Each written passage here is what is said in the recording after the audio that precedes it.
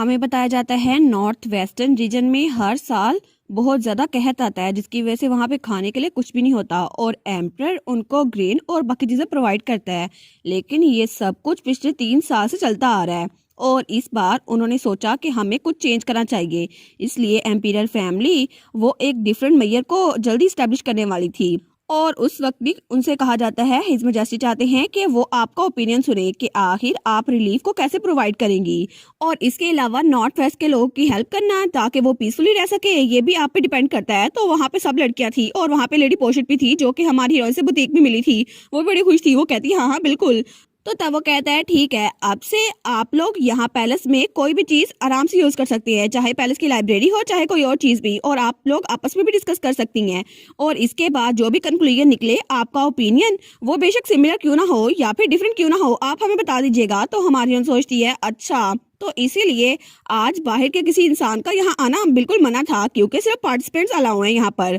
तो वो सोचती है ऑनेस्टली मुझे लगता है कि ये कुछ ज्यादा स्मार्ट मेथड है ताकि पता कर सके कि फ्यूचर में कैसे यंग लेडीज और यंग लॉर्ड होने वाले हैं, क्योंकि हॉट ब्लडेड यंग लेडीज वो तो अपने आइडियाज को एक्साइटमेंट में वैसे रिवील कर देंगी जैसे कि लेरियल मेरी दोस्त वो कहेगी नहीं नहीं मैं तुम्हारे प्रपोजल को एक्सेप्ट नहीं कर सकती, इससे अच्छा तो हम ये कर लें। और मेरी दोस्त जैस्मिन कहेगी नहीं नहीं इससे अच्छा मेरा वाला प्रपोजल एक्सेप्ट कर ले क्योंकि मैं तो ऐसे ही करूंगी ना। और इस तरह कोई भी एक दूसरे को जीतने नहीं देगा और इस तरह सब लोग अपने प्लान्स को दूसरों को जाहिर कर देंगे। लेकिन वो सोचती है सारा मकसद यही है कि अपनी इन्फॉर्मेशन को छुपा के रखना है और अपोनेंट की इन्फॉर्मेशन को जांचना है ताकि इवैल्यूएशन आखिर में जो भी हो उसकी वजह से पता चल जाए।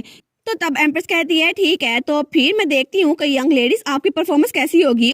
और एम्प्रेस डोवाजर भी वहीं पर खड़ी थी। तो तब वो लोग कहते हैं ठीक है, आप लोग अपने ओपिनियंस 5 बजे तक लिख के सबमिट कर दें। तो हमारी सोचती है कुछ तो अजीब है क्योंकि अभी तक एम्प्रेस डोवाजर ने एक भी इंकरेजमेंट का लफ्ज नहीं बोला।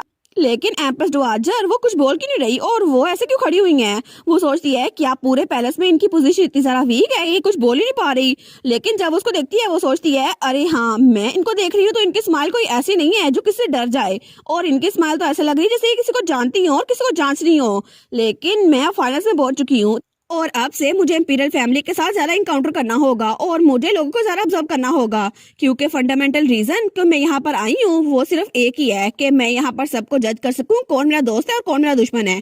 तो अब मैं पता करके रहूंगी। और तब थोड़ी देर बाद उसकी दोस्त वो रोने वाली हो गई थी। वो कहती है मैंने कभी इमेजिन भी नहीं किया था कि इस तरह का टॉपिक भी आ जाएगा। तो तब हमारी हीरोइन उसको दिलासा देते हुए कहती है चीयर अप लेडी जैस्मीन। तो दूसरी दोस्त उसकी कुछ सोची जा रही थी।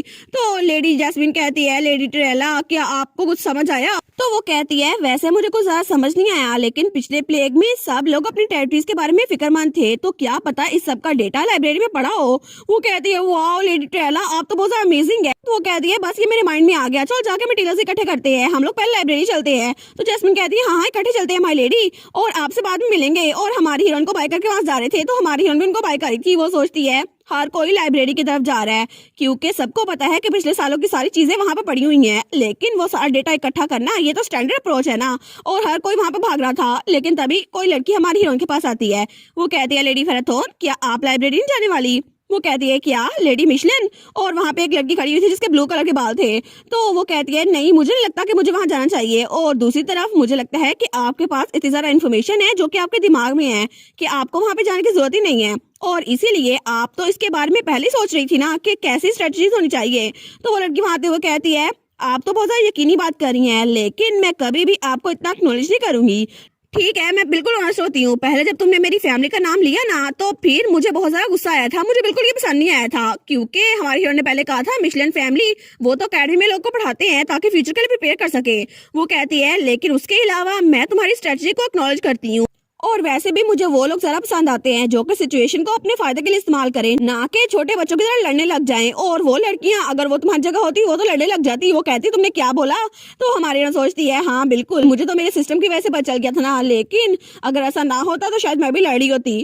तो तब लेडी मिशलिन उसकी तरफ हाथ बढ़ाते हुए कहती है वेल तो फिर मैं फाइनेंस में तुम्हारे साथ काम करने के लिए बहुत ज्यादा पुरुमीद हूँ। और तब उसे हाथ मिलाती है और स्माइल करती है और उसके बाद वहां से जाने लगती है। वो कहती है ठीक है फाइनेंस में मिलते हैं। तो तब हमारी हीरोइन वहीं पे खड़ी रह गई थी। वो सोचती है वाओ इसने मुझसे हाथ मिलाया, लेकिन ये सीन तो बिल्कुल किसी और ड्रामा की तरह लग रहा है। लेकिन तभी उसके पीछे कोई लड़की आती है, वो कहती है मुझे यकीन नहीं होता उसने ये कहा। तो हमारी हीरोइन उसको देखती है, वो कहती है क्या ये कौन है, और वो तो बड़ी डरावनी लग रही थी। तो हमारी हीरोइन उछल के पीछे होती है, वो कहती है क्या तुमने तो मुझे डरा दिया, लेडी पोशिट आप यहाँ पर क्या कर रही हैं। तो वही लड़की जो बुटीक में उससे मिली थी वो कहती है वो तो तुमसे ऐसे बात कर रही है जैसे वो तुम्हारी राइवल है, लेकिन मैं तो यहाँ पर खड़ी हूँ ना, मैं हूँ तुम्हारी राइवल, मैंने तुमसे कहा था।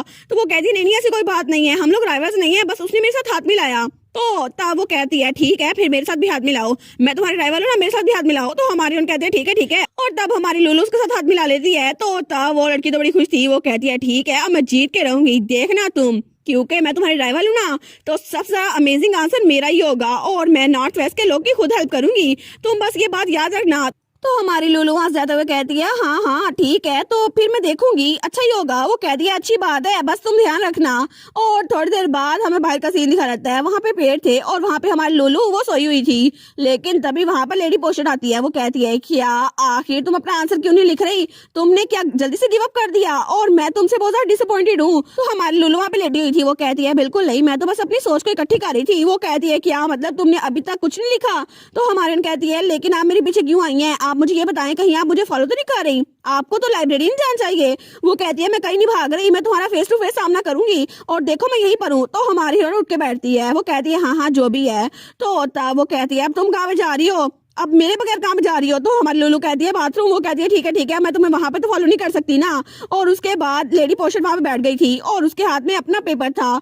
तो वो सोचती है ठीक है मुझे इस दौरान ब्रिलियंट आइडिया दिमाग में लाना चाहिए, लेकिन वो सोचती है कोई तो आइडिया आ जाए मेरे दिमाग में, कोई तो आ जाए। लेकिन तभी एक और लड़की उसके पीछे आती है, वो कहती है लेडी पोशिट आप यहाँ पर क्यों हैं। वो कहती है अच्छा लेडी सेलेंडो आप यहाँ पर, क्या आपने अपना प्रपोजल सबमिट तो नहीं कर दिया। वो कहती है नहीं नहीं मेरा अभी सर दर्द कर रहा था तो मैं ताज़ा हवा खाने के लिए बाहर आई थी।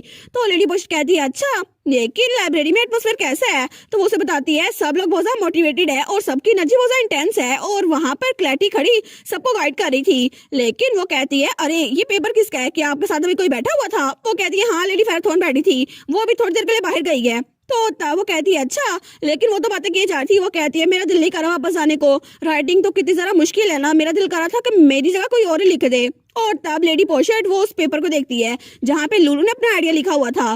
तो तब वो उसको देखी जा रही थी, वो सोचती है क्या उसने अपना आइडिया ऐसे खुलेआम छोड़ दिया। लेकिन दूसरी तरफ हमें लाइब्रेरी का सीन दिखा रहता है और वहां पे बहुत सारी लड़कियां थी, कोई बुक्स पढ़ रहा था और कोई आपस में बातें कर रही थी। लेकिन तभी दूर क्लैटी वो एक बुक शेल्फ के पास खड़ी हुई थी और उसने अपने हाथ में एक बुक पकड़ी हुई थी। लेकिन तभी बुक्स के ऊपर से कोई उसकी तरफ चिट पास करता है। तो तब क्लैटी वो स्माइल करती है, वो कहती है ओ माई, तो अच्छा वो ऐसा सोच रही है, और उसमें लुलु का आइडिया लिखा हुआ था। वो कहती है ठीक है तो बस लुटेशिया अब तुम हारने वाली हो, क्योंकि तुम्हारा आइडिया वो तो मेरे पास आ गया ना। और इसी के साथ ये वाला पार्ट यहीं पर ख़त्म। तो आप लोग बताइएगा आप लोग को ये पार्ट कैसा लगा, और वीडियो को लाइक और चैनल को सब्सक्राइब लाजमी कीजिएगा। बाकी वीडियोस का लिंक भी स्क्रीन पर नज़र आ रहा होगा, तो काइंडली उनको भी चेकआउट कर ले। और thank you so much for watching my videos. Stay safe, bye bye.